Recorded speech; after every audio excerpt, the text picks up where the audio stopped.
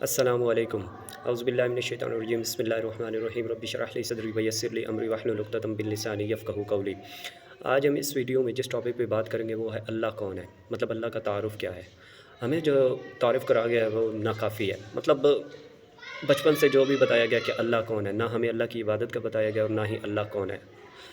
ہمیں ایک جسے کہتے ہیں ناکافی، وہ نامکمل، وہ بتایا گیا کہ اللہ نامکمل ہے، کیونکہ ہم نے اپنے ذہن میں بٹھا لیا کہ اللہ تعالیٰ بہت ہی جلدی پکڑ کرنے والا ہے، چھوٹے چھوٹے گناہوں پہ پکڑ کر لے گا، مطلب شک میں پڑے ہوئے ہیں کہ اللہ کے بارے میں بدظن ہے۔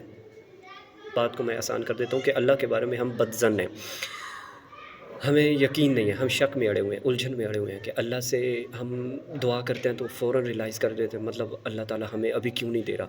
استغفار بھی کرتے ہیں تو وہ بھی شک کے دائرے کے اندر کرتے ہیں، ایون کہ نماز پڑھتے ہیں، روزے رکھتے ہیں، کوئی بھی عبادت کرتے ہیں تو ایک شکی ہو کے کہ پتہ نہیں ہمیں اس کا اللہ تعالیٰ اجر دے گا بھی نہیں دے گا، کیسے دے گا، کیوں دے گا، مطلب بے شمار سوالات ہمارے دل و دماغ میں ابھر آتے ہیں۔ مطلب انسان شک میں ہوتا ہے۔ ایک سچے اور کھرے مسلمان کو شک کبھی بھی نہیں ہونا چاہیے، کیونکہ مومن ہوتا ہی وہ ہے جس کو شک نہ ہو، اندھا اعتماد اللہ پر کرتا ہے بالکل۔ تو شک تو کافر کرتے ہیں، ظالم کرتے ہیں، جو اللہ کو نہ مانتے ہیں، مطلب جن کے دل میں نفاق ہو، جن کے دل میں بیماری ہو، وہ شک کرتے ہیں۔ مسلمان کا کام شک نہیں ہے۔ تو اس کا علاج کیا ہے کہ مطلب ہمارے دل و دماغ میں اس شک کو دور کر دیا جائے، اس شک کی جگہ ہمارا یقین آ جائے کہ ہم اللہ پہ یقین کرنا شروع کر دیں بجائے شک کے۔ تو اس کا ایک واحد طریقہ ہے اور بہت ہی جسے کہتے ہیں لاجواب طریقہ ہے، وہ ہے قرآن پاک۔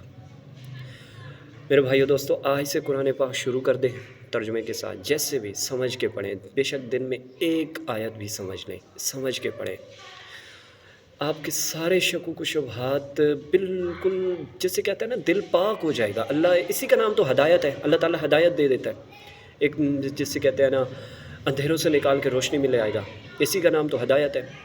تو قرآن پاک کو پڑھو، جتنا ہو سکے قرآن سٹوری پڑھو۔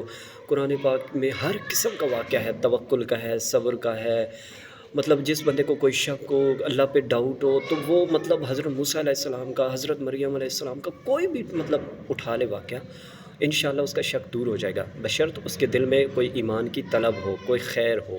لیکن جس کے دل میں نفاق ہو، کھوٹ ہو، تو اس کو قرآن بھی کوئی اثر نہیں کرے گا۔ تو قرآن پاک کو پڑھیں، سمجھیں اور جتنا ہو سکے اس پر عمل کریں، انشاءاللہ بہت فائدہ ہوگا۔